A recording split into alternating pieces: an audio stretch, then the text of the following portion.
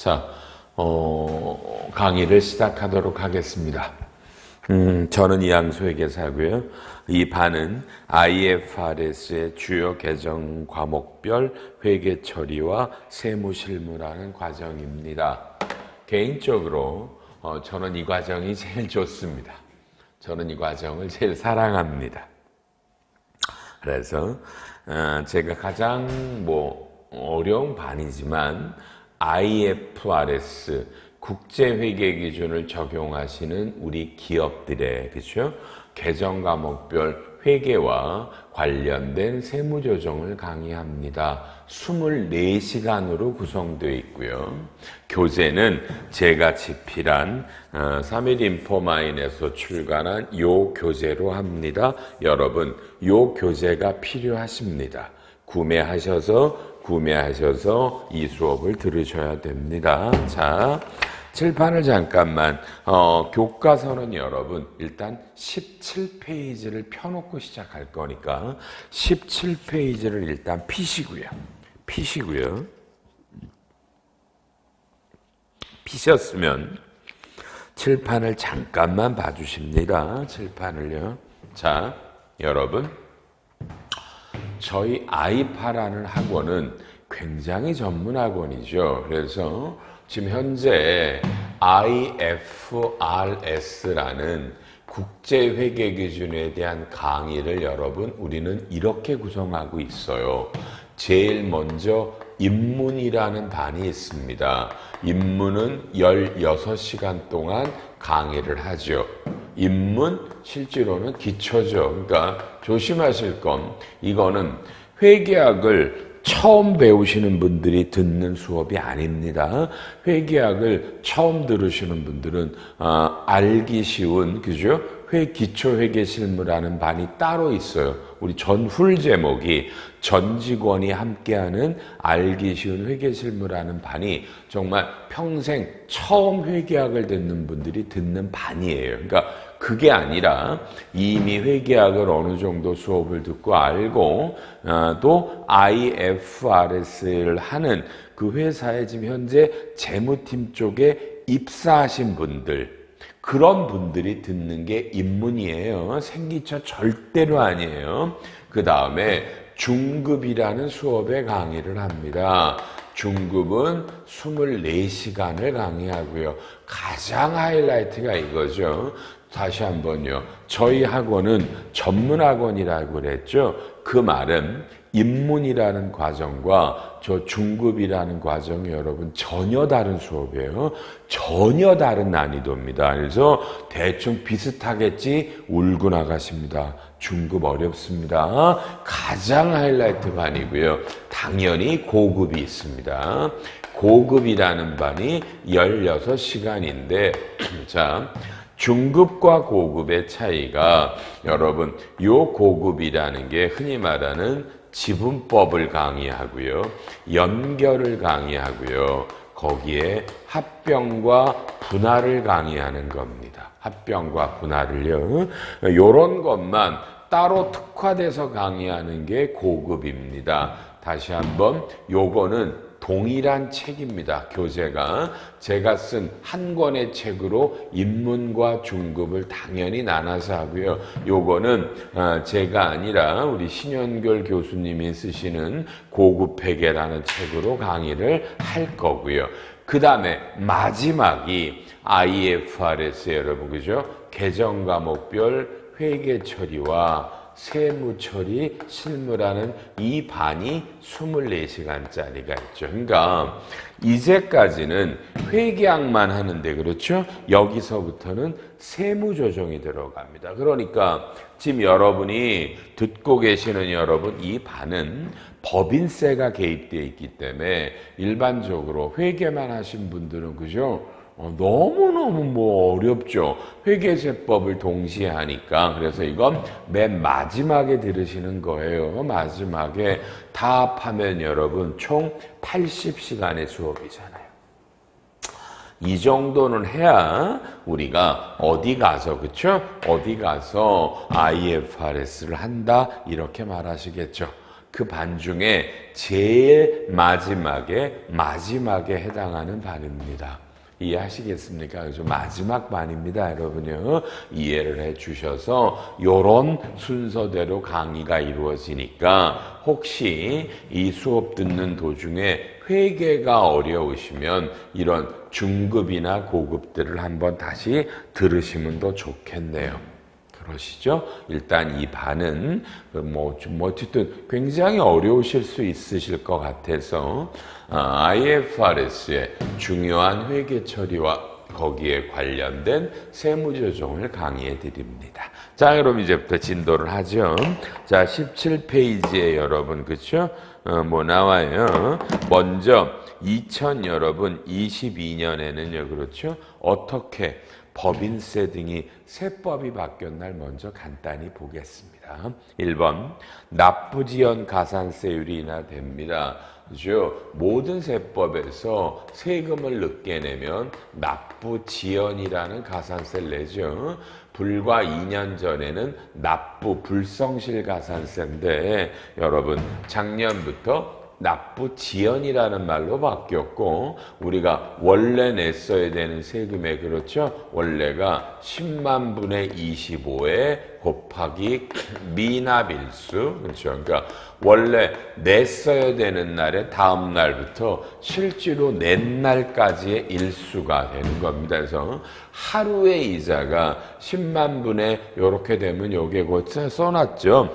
1년에 9.125%입니다. 여기다가 365를 때리면 연에 근데 요게 여러분 10만 분의 22로 인하됩니다. 그럼 이게 연에 몇 프로 써 있어요? 8.03%. 자, 이거 좋은 거네요. 요렇게 그러니까 이건 전세법에 여러분 이 납부지연 가산세가 다 연장이 된 겁니다. 연장이 된다, 인하된 거고요. 요거는 올해 2월 15일 이후부터. 그러니까 요게 이번에 아시죠? 시행령이 공포된 날입니다. 시행령이요. 그래서 납부지연 가산세를 때릴 때 2월 14일까지는 10만 분의 25고요. 2월 15일 이후분이 10만 분의 여러분 22를 때립니다. 그렇죠? 요런 거 이건 너무너무 중요한 거고요. 2번 안 보셔도 될 것 같고 3번 여러분 중소기업 퇴직연금 기금제도 알아놓으시죠? 여러분이 자, 퇴직연금이라는 RP는 주로 당연하게 여러분이 DB와 DC를 알고 계시죠? IRP는 안 해도 되는데 이거는 금융기관한테 이거를 연금을 운영을 시키는데 여러분 올해 4월 14일로부터 그렇죠? 근로복지공단에서 중소기업 퇴직연금이라는 제도를 이제 근로복지공단이 운영을 합니다. 이게 새로 신설된 겁니다. 모법은 그쵸? 근로자 퇴직급 이게 원래 모법이 근로자 퇴직급여 보장법이니까 근로자 퇴직급여 보장법이라는 여러분 요 모법이 올해 4월 14일부터 새로운 근로복지공단이 운영하는 중소기업 퇴직연금이 나오니까 법인세법에는 여기다가 가입해도 당연히 선금이다라는 조항이 법에 추가돼야 되겠죠. DBDC뿐만이 아니라 이거는 상시 근로자가 30인 이하라고 근로복지 퇴직급여 용어 정의에 나와 있습니다. 모든 중소기업이 아니라 30인 이하입니다. 요런 거 나왔다 넘어가시고요. 다음에 4번 주식 매수 선택권을 행사하시면 이 스탁 옵션이죠. 이거에 나중에 이건 제가 열심히 강의를 할 건데 선금으로 인정이 되는데요. 근로복지기본법 39조에 우리사주 매수 선택권이라는 게 있습니다. 여러분요 동그라미 2가 추가된 겁니다. 요것도 나중에 교재에 써 있습니다. 자, 다음에 5번 현실적인 퇴직에 따르는 퇴직급여 중간 정산 시 근무연수 명확하라고 나오는데요. 시행령인데요. 여러분 이건 제가 30초라는 어마어마한 시간을 드릴 거예요. 여러분 정독하세요. 제가 보통 강의할 때 이건 중요하죠. 밑줄 칩시다. 이럴 수 있잖아요. 그렇죠. 보통 밑줄 칩시다. 근데 얘는요. 밑줄이 제 주장이에요. 밑줄이 500개짜리입니다. 가장 중요하다라는 겁니다. 한번 일단 아무 선입견 없이 읽어보세요. 읽어보세요. 자, 저 30초 빠져나가요. 저 보지 말고 책을 읽으세요.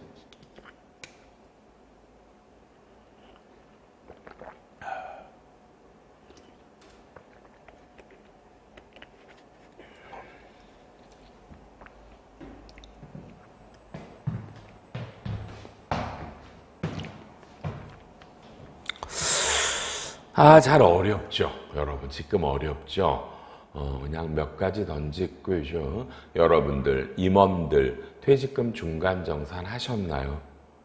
그럼 다시 퇴직금을 줄 수 있나요? 어쨌든, 이게 왜 밑줄 500개인지는 이제 앞으로 배우십시오. 기대하셔도 됩니다. 기대하셔도 됩니다. 나중에 반드시 가르쳐드리겠습니다. 본문에 가서 일단 애매해도 되고요. 6번 지정기부금에 청소년 복지시설이 추가됐다. 중요하지 않고 그죠? 스펙이라는 거 아시죠? 스펙 그죠? 비상장을 합병하는 걸 목적으로 하는 회사들이 스펙인데 이게 뭐 적격 합병의 과세에 허용한다. 중요하지 않은 얘기고요.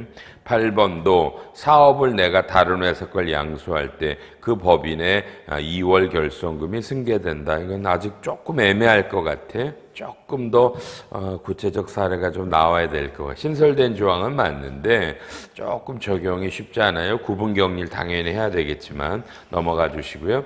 9번 보지 마시고요.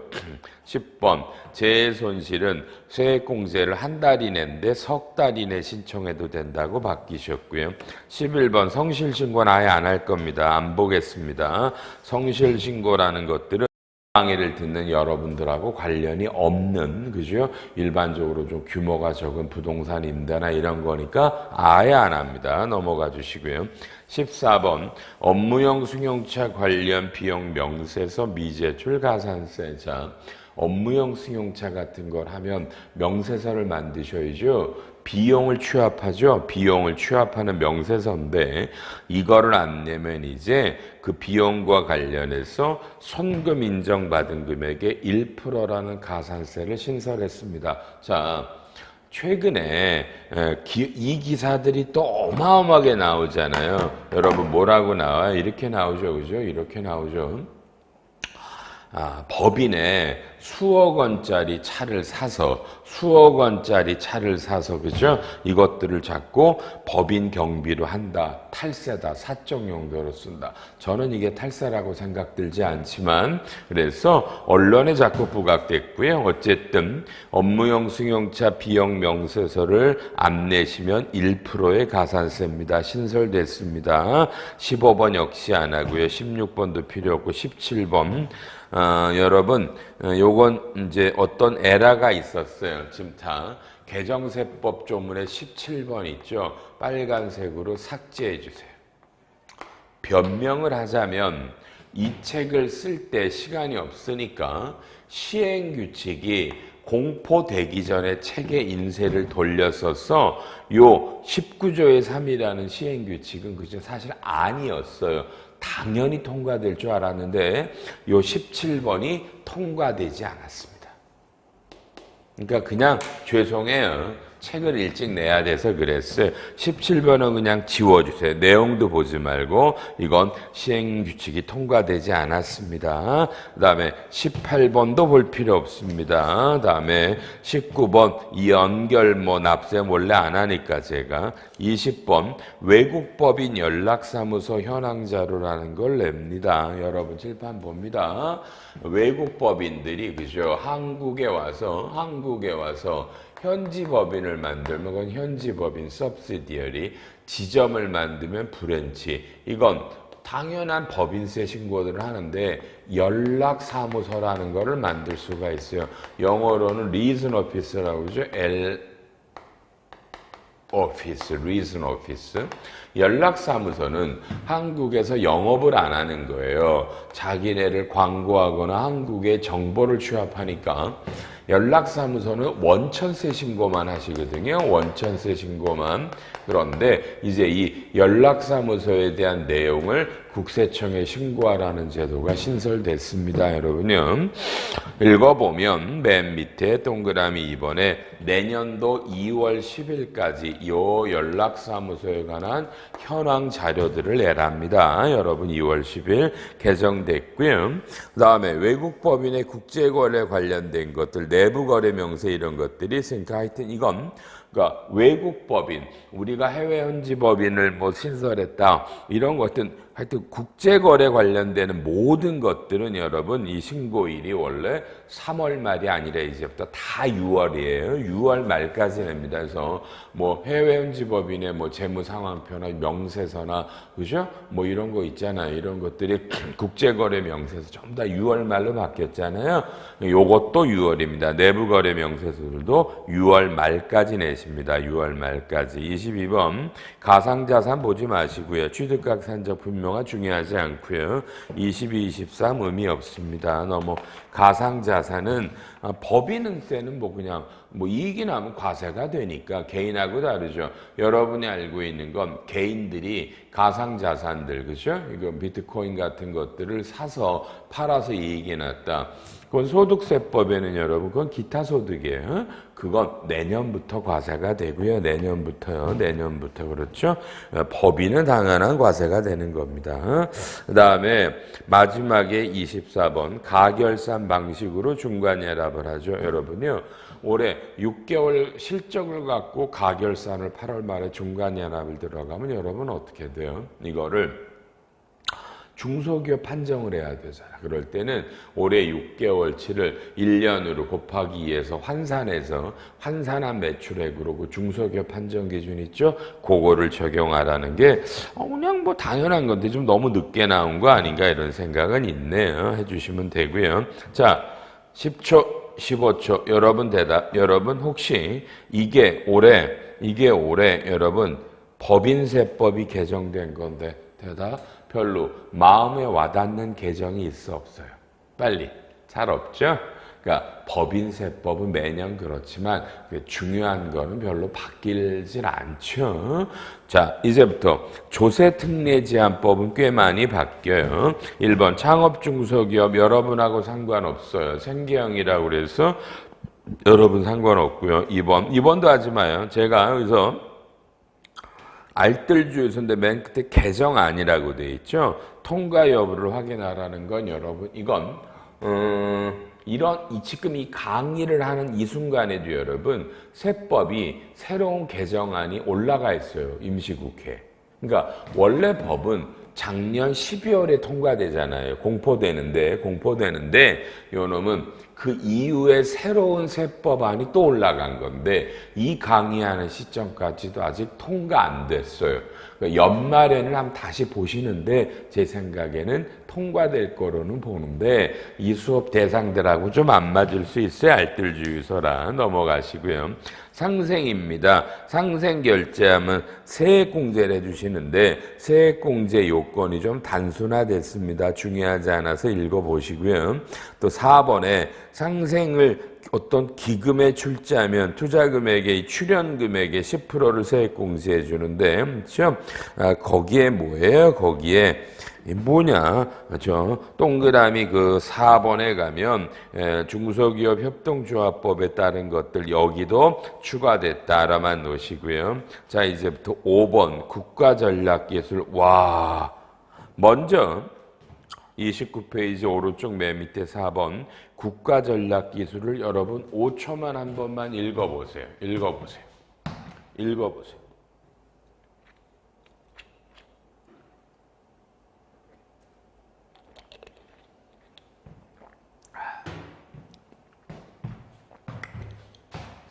자, 반도체, 2차 전지, 백신 나오네요. 여러분, 이런 게 국가전략기술이라는 새로운 용어와 정의가 나왔죠. 저축법에서. 이런 국가전략기술을 하시면 위에 3번에 가요.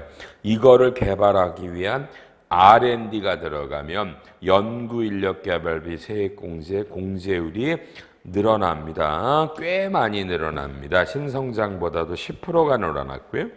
또 가로 2번 이런 설비들을 하면 여러분 통합투자세액공제의 공제율이 또 올라가죠. 그러니까 국가전략기술을 여러분의 회사가 하느냐가 중요한 거예요. 그러니까 반드시 우리 회사가 국가전략기술에 대한 R&D를 하는 거야. 여기에 대한 기계장치를 샀어. 이렇게 되면 늘어나요. 이 강의를 듣는 여러분들 중에 있을 수 있고요. 요건 다음 페이지 맨 밑에 적용 시기를 보세요. 적용 시기 한번 읽어보실래요?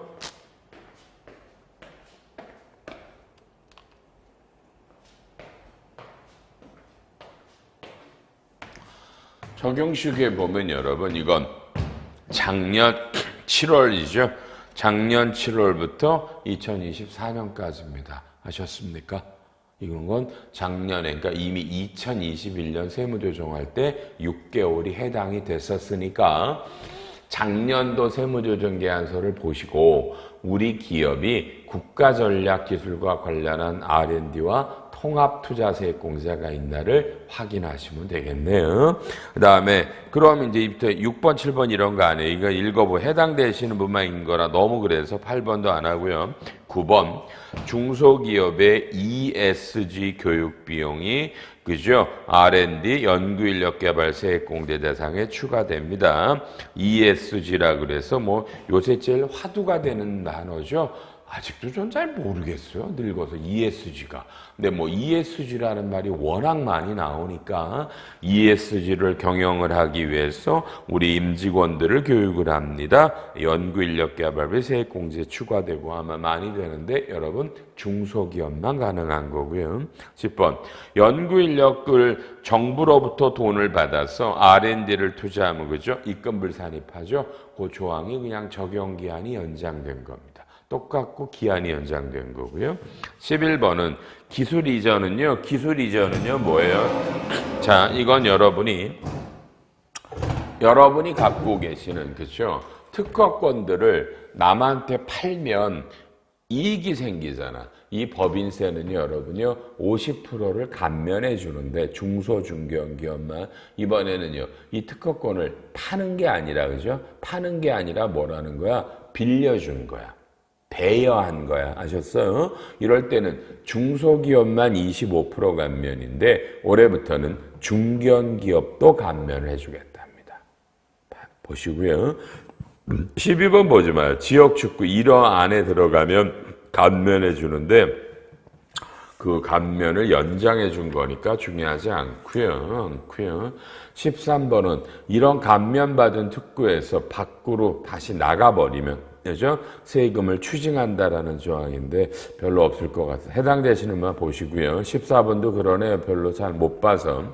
15번도 그러네요. 뭐 벤처인가 안 보셔도 될 것 같고요. 16번 이거는요. 여러분이 중소기업인데 근로자들과 성과를 공유합니다. 그죠? 그러니까 근로자들에게 우리가 이익이 나면 성과를 나눠 가지자. 이 중소기업이 이렇게 합의를 하면 여러분 요 성과급 지급 금액의 10%가 세액공제인데 여러분 올해부터는 15%의 세액공제가 됩니다. 그리고 맨 밑에 줄에 요건이 영업이익이 발생해야 된다라는 요건인데 이 요건은 없앴습니다. 그러니까 여러분이 중소기업으로서 이런 근로자들과 이런 성과 공유를 합의하고 지급을 하면 성과급의 15%가 세액공제되고요. 17번 통합투자세액공제 여러분 대상에 꽤 중요한 게 들어오네요. 가로 1번에 동그라미 4번 중소나 중견기업이 내국인으로부터 취득하는 특허권, 그러니까 특허니까 특허 실용신앙권 디자인권입니다. 이해되셨습니까? 그러니까 요것들이 통합투자세액공제가 됩니다. 그러니까 대기업이 취득하시는 건 안 되고 중소나 중견기업이 그렇죠? 특허권, 실용신앙권, 디자인권을 취득하시면 되는데 설마 여러분 거기 내국인이라는 단어를 여러분은 설마 개인으로 보시는 건 아니죠? 여러분 조세특례제한법의 내국인이라는 정의는 우리가 여러분이 아는 소득세법의 거주자와 법인세법의 우리나라 법 외국 법인을 말합니다. 그냥 우리나라 개인과 법인이에요. 그러니까 외국 법인이나 외국인에게 사는 건 안 된다라는 얘기고요. 이 내국인을 개인이라고 그러시면 안 됩니다. 설마 이 정도는 아실 거지만 노파심 때문에 했습니다. 그러니까 우리나라에 있는 거주자 개인과 우리나라에 본점을 준 내국 법인으로부터 특허권들을 사면 올해부터 통합투자세액공제가 됩니다. 18번 안 봐도 되고 19번, 20번 안 해도 되겠네요. 21번 여러분이 스탁옵션은 제가 이번 강의할 때 꽤 중요하게 설명을 하긴 할 거예요. 스탁옵션에서 원래 스탁옵션은 과세인데 벤처기업의 스탁옵션은요. 그죠? 원래 3천만 원 비과세 있었죠. 연간. 이게 가로 이번에 5천만 원으로 확보가 됐습니다. 5천만 원으로 확보되고 위에 가로 1번은 이 비과세 혜택들을 받으시는 분이 벤처기업의 임직원이 아니라 이제 벤처기업이 30% 이상을 출자한 자회사의 임직원들도 이런 스탁옵션 혜택을 보니까 확대되고요. 여러분은 동그라미 3번, 4번에 이런 거 좀 어려우세요. 선금 인정이다, 뭐 과세 이연이다. 그래서 요거는요. 뒤에 본문에 스탁옵션에 가서 제가 벤처기업이면 스탁옵션이 근로인데 이거를 양도소득세로 과세를 이연할 수 있구나. 그럴 때 선금 인정이 어떻게 되나 가르쳐 드릴게요. 제가 올해는 꽤 중요하게 가르쳐 드릴게요. 아셨죠? 스탁옵션이요. 또 이런 게 바뀌었다라고만 잡아주시고요. 22번 영상 콘텐츠를 제작하면 세공제되는데 이제까지는 외국에서 제작한 건 안 됐어요. 외국에서 제작하는 비용들도 돼서 여기에 해당하는 기업이 어마어마하게 혜택을 볼 것 같네요. 아니 외국에서 제작하는 프로그램 많잖아요 지금 우리가. 그렇죠. 그리고 OTT 콘텐츠 제작 비용도 된다 그러네요. 오버 더 탑이라고 부르죠. OTT라고 부르는 이런 용어들이 많이 아시던데. 글쎄요. 저는 요새 최근에 그 넷플릭스라는 데에 가서 야차라는 거를 봤어요. 굉장히 재밌던데요. 뭐 재밌었어요. 아주 재밌게 잘 봐. 뭐 그런 걸 OTT 뭐 이렇게 부르더만요. 그런 걸 만드는 비용들이 된다 이렇게 되겠네요. 자, 23, 24 할 필요 없겠고요. 25번 설비 투자 자산의 가속상각이라는 게 있는데 이게 기계장치를 사선 여러분 뭐예요? 조금 감가상각을 조기에 시켜주는 특례 제도가 있는데 자 여러분 뭐야? 보니까 안 하더란 거야 아무도. 그렇죠? 그래서 이 제도는 이제 없어졌어요. 26번 경력 단절 여성을 여러분이 고용하시면 어떻게 돼요? 이건요. 그렇죠? 30%의 세액공제를 해주거든요. 중견은 15%고요. 중견은 15%. 그러니까 중소기업은 30%, 중견은 15% 해주는데 여러분 이게 경력 단절 여성이 원래 월급을 받던 분이 결혼, 임신 등으로 출산 등으로 회사를 그만두고요. 원래 요건은 퇴직하고 석 달 이내 다시 들어오는 걸 말하거든요. 근데 뭐 2년으로 바꿨죠. 그러니까 애를 출산함에 따라 회사를 그만둔 여성이 애를 낳고 나서 2년 있다가 다시 우리 회사에 들어온다. 그죠? 그러면 요게 경력 단절 여성이고 요 분은 저 소득세법에 따르는 감면을 받고 연말정산할 때 법인은 30이나 15%의 세액공제를 받습니다. 중소중견기업만 되는 거죠. 대기업은 안 되고요. 27번 너무 잘 알죠? 고용증대세액공제가 뭐예요? 청년 장애인 60세 이상이 이미 작년부터 2021년부터 어떻게 됐어요? 이게 늘어나는 분을 지방에서 늘어난 분들은 100만 원씩 공제가 늘었죠. 그죠? 그러니까 이건 소급 적용이었어요. 2022년 여러분 2년간만 한시적으로 지방에서 청년과 장애인 60세 이상이 늘어나면 100만 원이 공제됩니다. 고용증대세액 공제. 여러분 에브리바디 칠판 여러분. 자 여러분 제가 정말인데 태어나서 이 고용증대 세액공제처럼 어려운 세법을 제가 본 적이 없네요. 이거. 질문도 너무 많이 들어오고 그렇죠? 그래서 어려운 세법임에 맞아요. 이게 저특법 29의 7조가. 그래서 너무들 많이 물어보고 그래서 제가 3월 달 같은데 제가 나름 바빴는데 3일간 정말 아무 일도 안 하고 이것만 원고를 써서 여러분에게 강의하고 했던 기억이 나네요. 그래서 자, 우리 책에도 원고는 붙어 있습니다. 다만 저희 아이파 자료실에 가면 고용증대세액공제라는 강의가 있고요. 교재가 20페이지예요. 그냥 그걸 차라리 다운받으세요. 우리 책보다 좀 뒤에 첨부 자료가 더 많아요. 그걸 다운받으셔서 그죠? 동영상 강의가 3시간짜리가 있어요. 그걸 들으세요.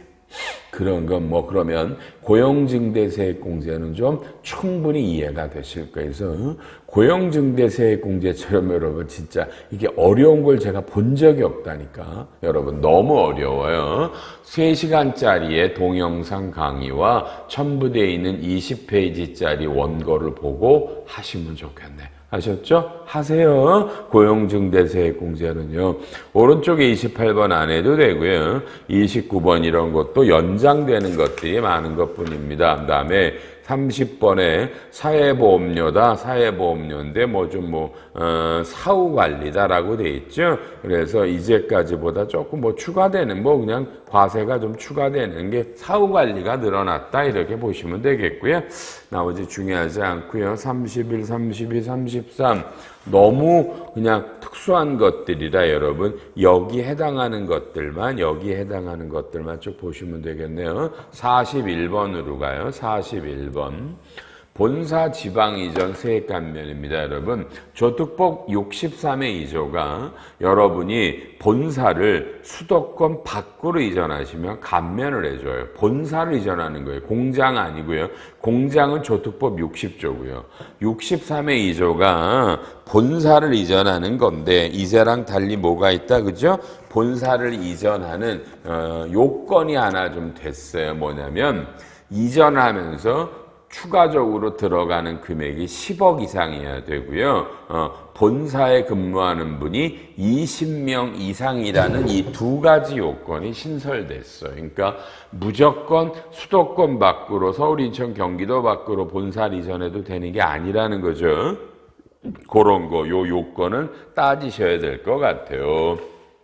다음에 42번에 중소기업을 지원하는 지역에 보령 슈퍼 제2 농공단지가 추가됐다. 아유 좋고요. 그 다음에가 43번 이건 일머리 종료됐다라는 말은 이 법이 폐지됐다는 거죠. 이 규정이요. 별로 사람이 안 쓰더라는 얘기입니다.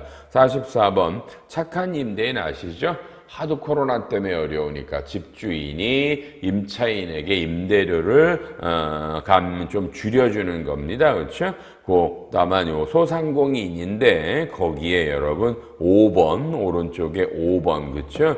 폐업한 임차 소상공인 요 5번이 추가된 겁니다. 5번 이해해 주시고요. 5번이 그다음에 특도롱 46번 여러분에게 너무 중요하죠.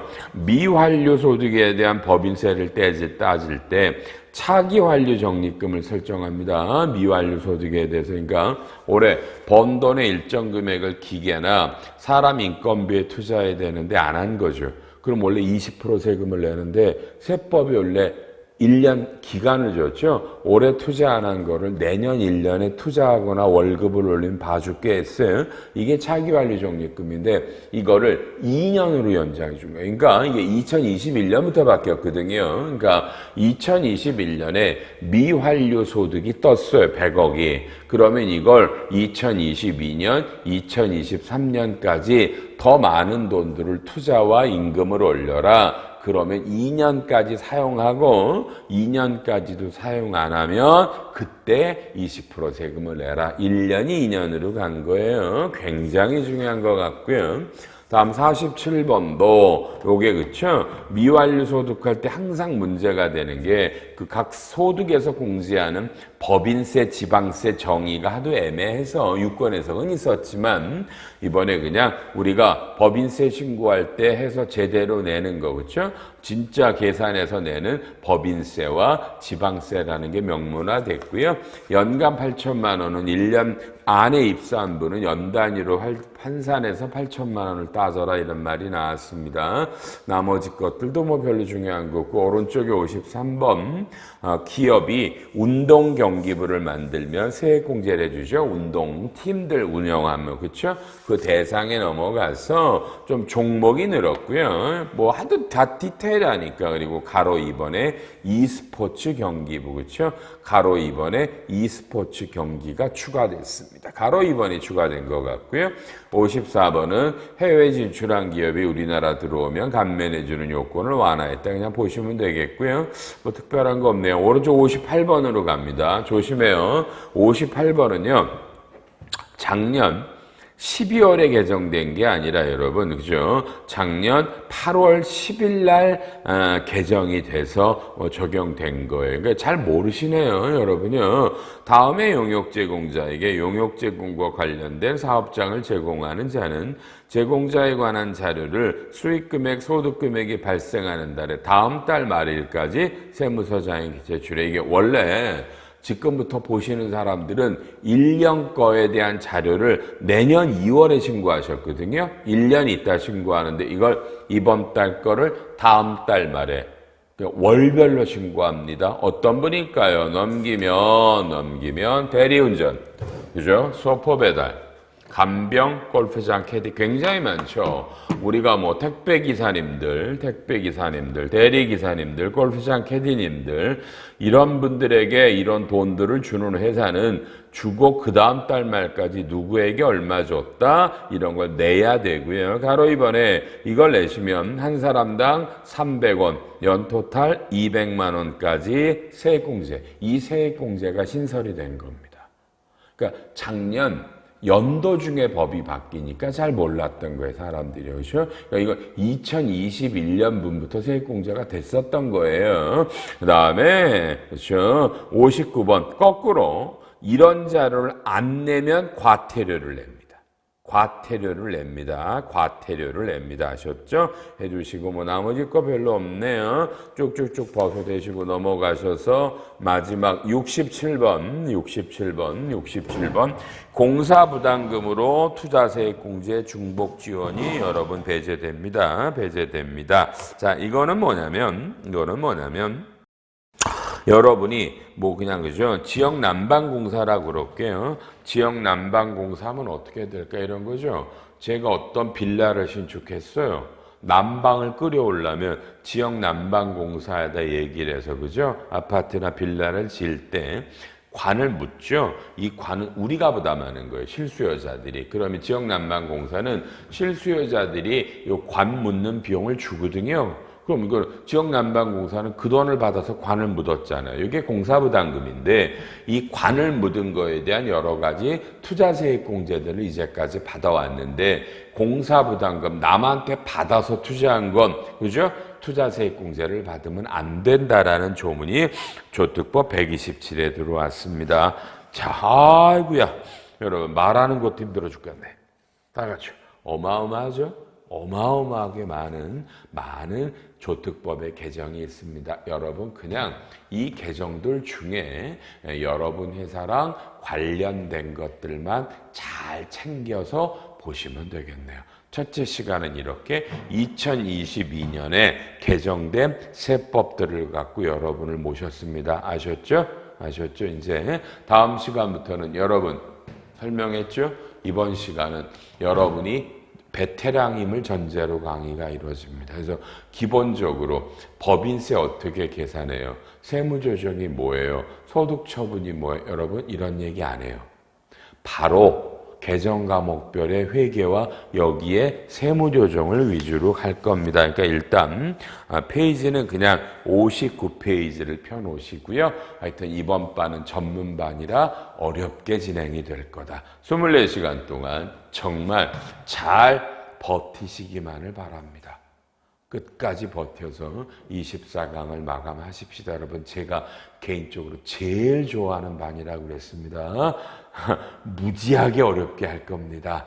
버티시고요. 여러분, 2강에서 뵙죠.